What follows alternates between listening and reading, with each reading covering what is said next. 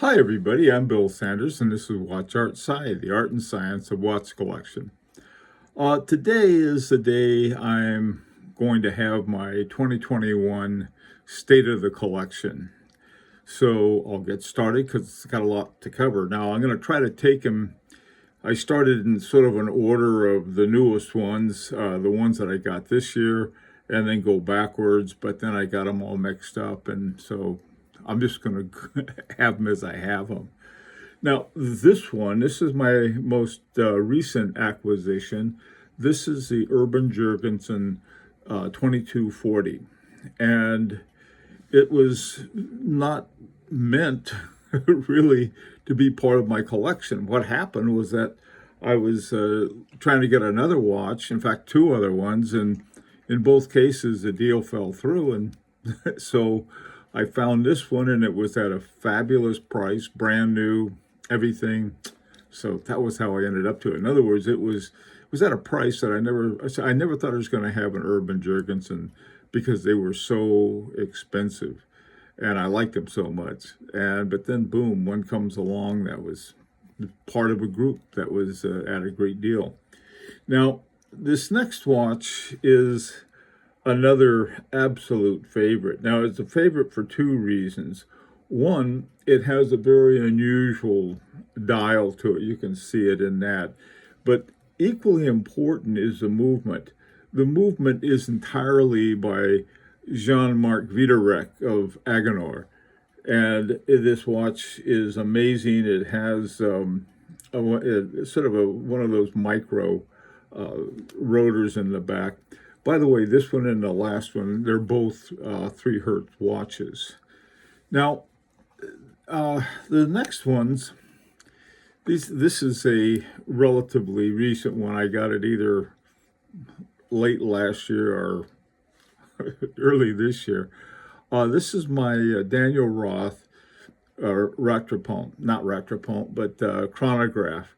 And this one, I'm really not a crazy about chronographs. The reason I'm not crazy about chronographs is that they crowd the dial a bit. This one seems to be okay, and it has an El Primero 400 movement in it, and that's a good movement. So this is another one I liked. I wanted another El Primero, but because of the pandemic, they couldn't ship it to me, and so I gave up on it and got this one instead.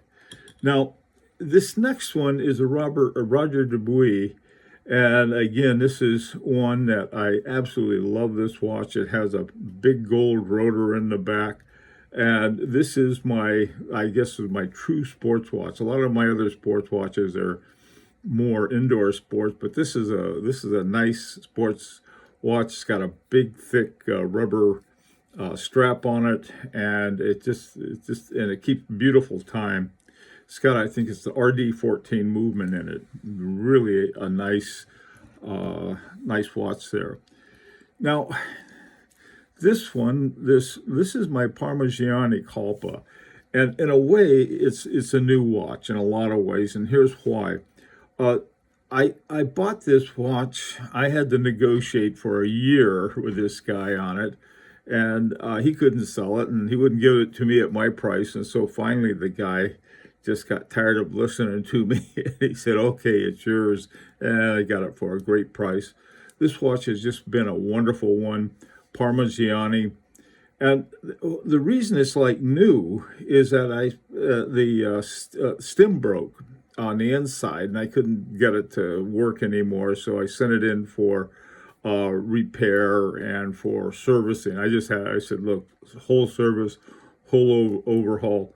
It came back like new. It was not inexpensive to have it done, but given the price that I got it for, it's like getting a brand new watch. They did a beautiful job. If you have a Parmigiani, they will take very good care of you at the Parmigiani in Miami. That's where they have the service center. This also has this great big gold rotor in the back with the barley corn design on the, sort of like a guilloche. Now, these two H. Moser at C's, these are watches I love to have. This is the first of the two H. Mosers I got. This is the Henry double hairspring. And the reason I got it was that the whole concept of the double hairspring, I actually understood how it works, because with a double hairspring, you have one hairspring going with the balance going one way and then the other going the opposite, and so they cancel each other out, and they keep the balance shaft very right where it is. They quit making them because they were too expensive. I mean, putting those just was too big of a, it just wasn't worth it to them. But this watch is, I love this watch. Now, I wanted another one. I wanted a, what I call a, just sort of a normal everyday H. Moser. See, this is the Endeavor.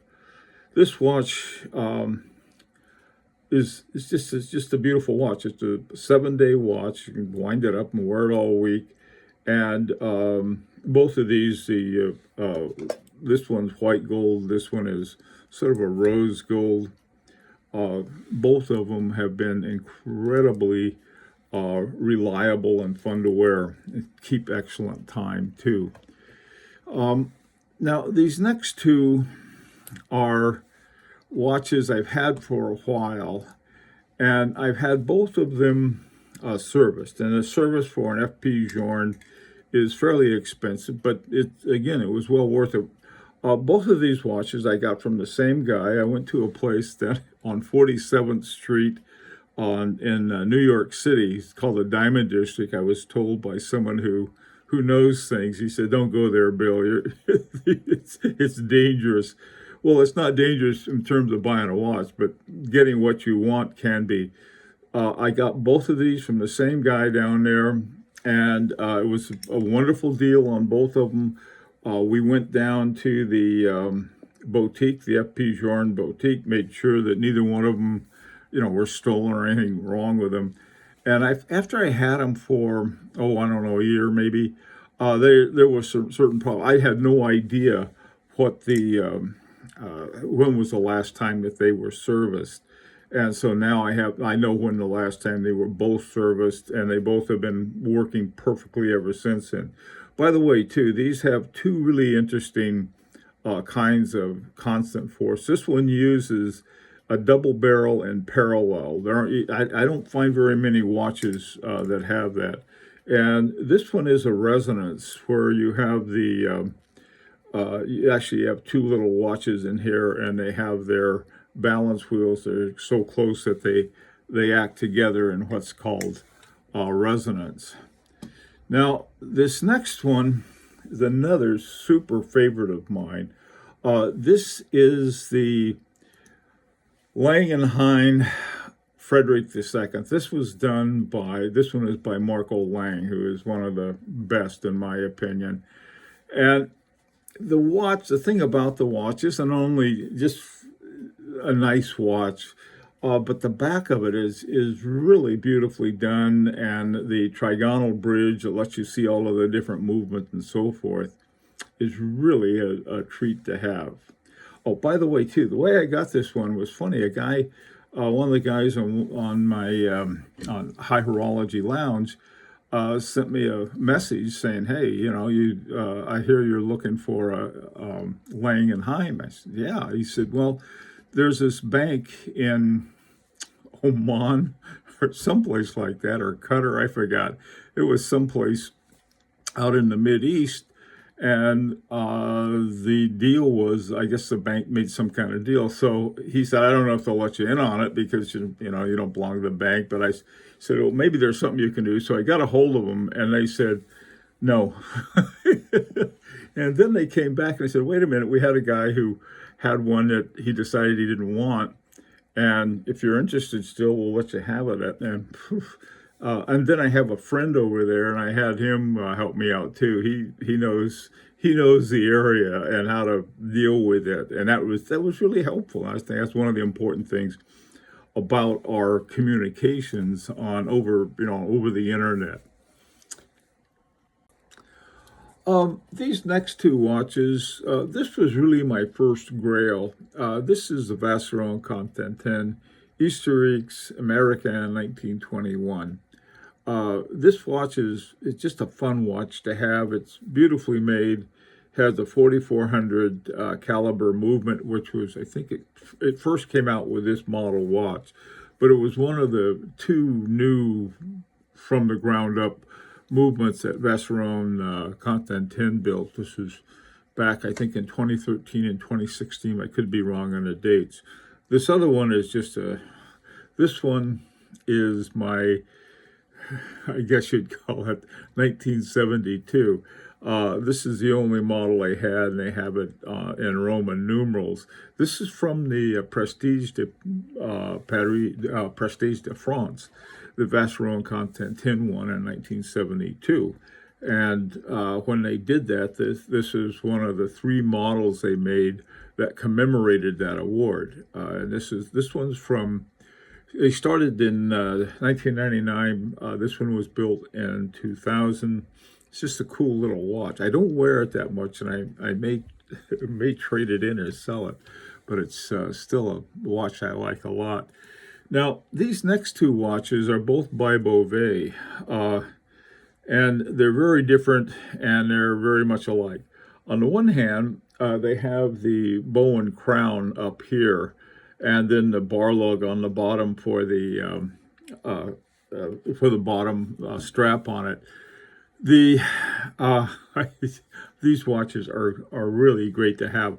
One of the things, if you're ever thinking of getting a Beauvais, and they have two kinds. One is the Demier. The Demier has the more traditional kind. Well, that's not a very traditional lug. It has. This is what I'm trying to find a traditional lug on a watch. I guess this is traditional. It's just got the bar in the middle, and that's a traditional one. And this is the bow and crown. This one is one that it was a wonderful one to have. It's got its own movement that fits exactly into the watch. Now, this one I got my wife for our anniversary.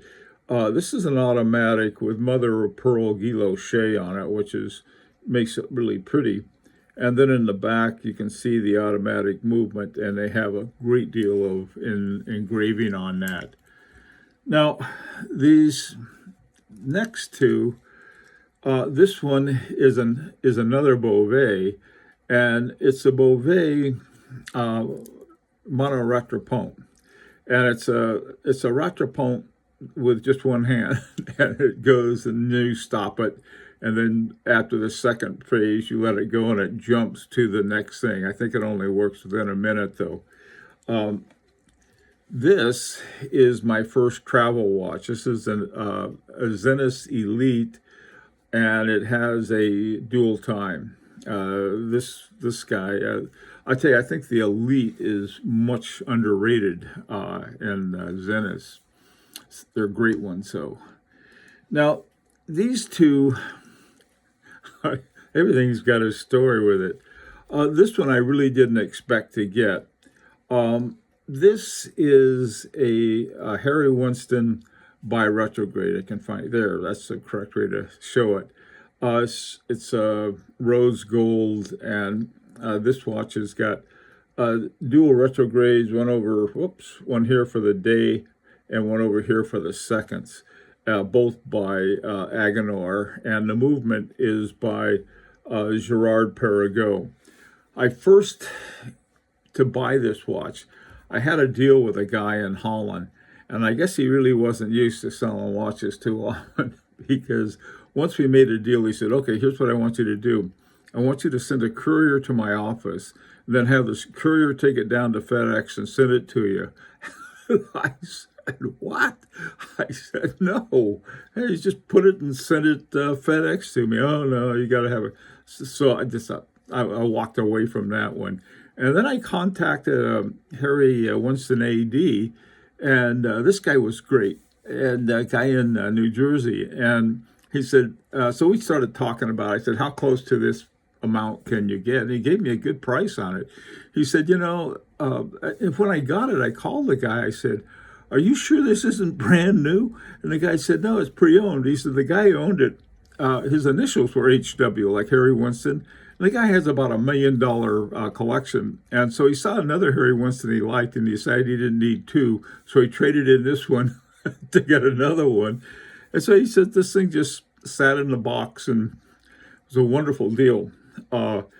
This one is what I call my advanced travel watch.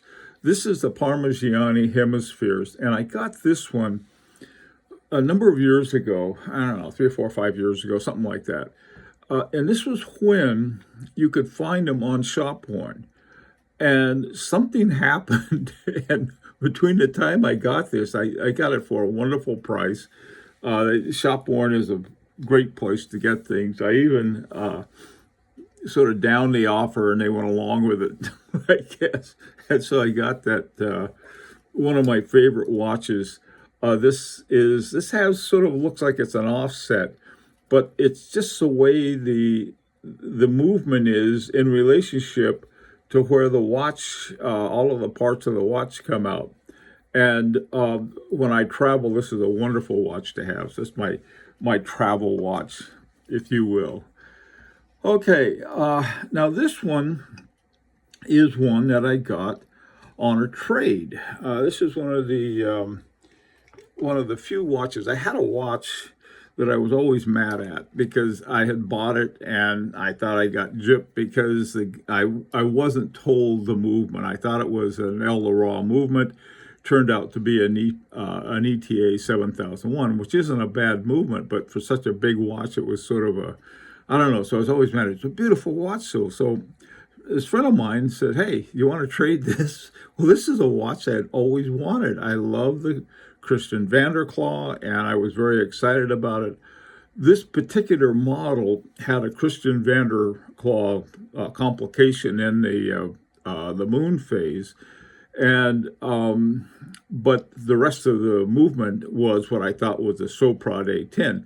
Turned out to be an ETA 2892 A2, which the Soprod A10 was supposed to replace, but I sort of would have preferred that it had the Soprod in it, but that's okay. Works wonderfully well.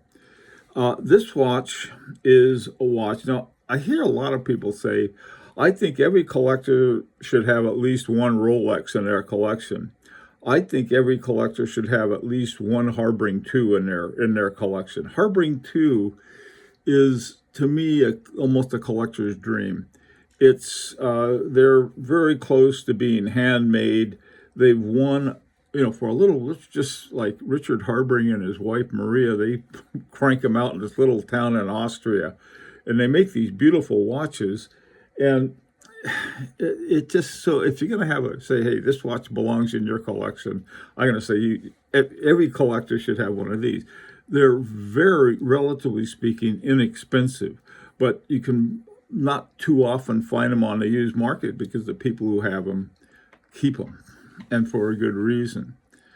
Okay, now these two watches are I got fascinated with this movement. The movement is a Jacquet 736, and I found it there's several watches with it. And so I thought, well, I'm going to see how many watches I can find. I'm going to collect 736s, Jacquet 736s. I'm still not positive about the make of the movement. Jean-Pierre Jacquet had a company called Jacquet SA, and he got in trouble, big trouble. And so the company was taken over by somebody else, and the Jacquet name was pretty much poison at the time. This is in the early 2000s when he and some other scallywags had done something they shouldn't have done, just doing wrong. But he's very talented. He'd take Iboshes and then he'd make different watches. But this one is a shape movement, and it's the same one in this, in this Dunhill. Now, what happened? This was a men's Dunhill, but it's fairly narrow and it's all gold. And my wife saw it and said, I would like that. So I got this green gator strap for it, and she's right. It looks a lot better on her. Everything looks better on her than it does on me anyway. So that's that's neither here nor there. So these are my two watches, and every now and then I'll see one, and if I see one and I'm in the right mood and the price is right, I'll snag it and keep collecting my those watches. Now, these two, speaking of my wife's watches, these two are two more in her collection. This is the World Timer. It's called Time Zone by Louis Vuitton. And this watch it's an automatic, and I don't know if you can see that up there or not. I'll try to, you can see it over there. But it's a wonderful watch. It's very easy to look at the different cities and see what time it is around the world, no matter where you are. And it's relatively easy to set for a world timer. This other one, this is one of the first, I'll say, really high horology or near high horology watches I got my wife. And it came with this great big metal bracelet. And there have, I don't know how many times people have said, hey, we'll fix that for you and take it. My wife said, no. She likes it. And she wears it sort of like as a bangle bracelet, and it's sort of cool, and it works great for her, and she's happy with it. And as a reverso, this is a reverso, just one of the regular ones. Without, let me see if I can see, there it is, and just flip it around. Then on the other side, it's just plain. And I've been trying to figure out what would be a nice thing to put on there, and we'll figure it out one of these days. So no rush on that. Now, the final three watches I have are what I call my my humble watches. And these three watches are watches. They're all under $100. This was 97. This is my Seiko 5. Love my Seiko 5. It's a great little watch. That's another one. Someone said, hey, everyone ought to have a certain kind of watch in their collection. I vote for Seiko 5. This one is a Poljot. It's a Russian alarm watch, and I wanted to have a watch with alarm, but my hearing's shot. I mean, it's always been shot, but I can't hear it. So I thought, well, I'll get a cheap one, and I did. I found this $35 on eBay, so now I have an alarm watch in my collection. I probably should have gotten a Vulcan, but I couldn't hear those either, so I'm happy with my Poljot. The other one is one I really like. This is a regulator by Perpetual. It's a Hong Kong company. It was $200. Since I got this watch, they keep having to make more and more and more of them. And this one lot got messed up because they have a Seagull movement in it, but it's a Seagull movement that's specifically for a regulator. So you have three different separate dials on it, and so you have the three different posts on it for each one of the dials, rather than having a double post that you have for the minutes and the hours, sometimes minutes and hours and a second. Okay, well, listen, that's my collection, and what I'm probably going to do, I'm probably going to try to sell a couple of these, just because I have too many. I love them all, but I they're great watches. What would I want next? I don't know. I didn't realize that I was going to get a lot of the watches I ended up with. Something just came up, and gaboom, and I ended up with a watch. So anyway, let me know what you think. And until next time, this is Bill Sanders for Watch Art Side, the art and science of watch collection.